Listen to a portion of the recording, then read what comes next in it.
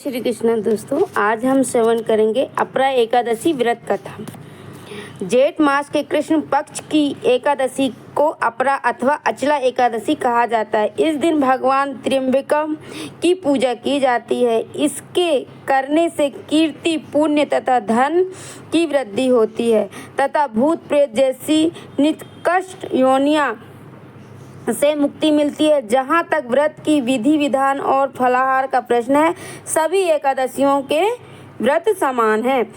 इतना सुनने के बाद युधिष्ठिर ने भगवान से कहा कि हे भगवान, जेठ मास के कृष्ण पक्ष की एकादशी का क्या नाम है तथा उसका क्या महत्व है, क्या है, सो आप कृपा करके सुनाइए। श्री कृष्ण भगवान कहने लगे कि हे राजन, इस एकादशी का नाम अपरा है। यह अपार धन देने वाली है। जो मनुष्य इस व्रत को करते हैं वे संसार में उनको यश तथा कीर्ति की प्राप्ति होती है। अपरा एकादशी व्रत के प्रभाव से ब्रह्म हत्या, भूत योनि तथा परनिंदा मतलब दूसरों की बुराई करना आदि तक से सब पाप दूर हो जाते हैं। इस व्रत से पर स्त्री गमन, झूठी गवाही देना, असत्य भाषण, कल्पित शास्त्र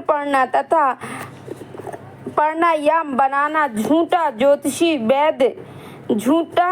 ज्योतिषी, झूठा वैद बनना आदि सब पाप नष्ट हो जाते हैं। जो क्षत्रिय होकर भी युद्ध से भाग जाते हैं वे नरकगामी होते हैं, परंतु अपरा एकादशी का व्रत करने से उन्हें भी स्वर्ग की प्राप्ति होती है। जो मनुष्य गुरु से विद्या ग्रहण करते हैं और बाद में उनकी निंदा करते हैं वे अवश्य नरक में पड़ते हैं, परंतु अपरा एकादशी का व्रत करने से वे भी इस पाप से मुक्त हो जाते हैं। जो फल तीनों पुष्कर में कार्तिक पूर्णिमा को स्नान करने से या गंगा तट पर पितरों का पिंडदान करने से प्राप्त होता है, वही अपरा एकादशी का व्रत करने से प्राप्त होता है। मकर के सूर्य में प्रयागराज में स्नान से, शिवरात्रि का व्रत करने से, सिंह राशि में बृहस्पति में गोमती नदी के स्नान से, कुंभ में केदारनाथ या बद्रीनाथ की यात्रा, सूर्य ग्रहण में कुरुक्षेत्र के स्नान, स्वर्ण अथवा हाथी घोड़ा दान करने से,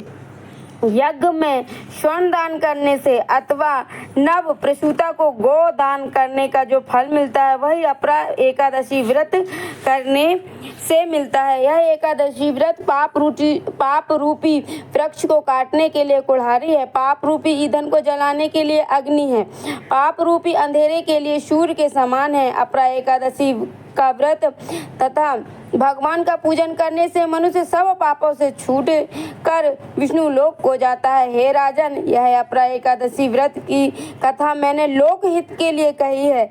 इसके पढ़ने व सुनने से ही सब पापों से व्यक्ति छूट जाता है, इसमें कोई संदेह नहीं है। बोलो श्री हरिनारायण विष्णु भगवान की जय, माता लक्ष्मी की जय, राधा रमन लाल की जय, बाल गोपाल कृष्ण की जय, शालिग्राम तुलसी मैया की जय। राधे राधे।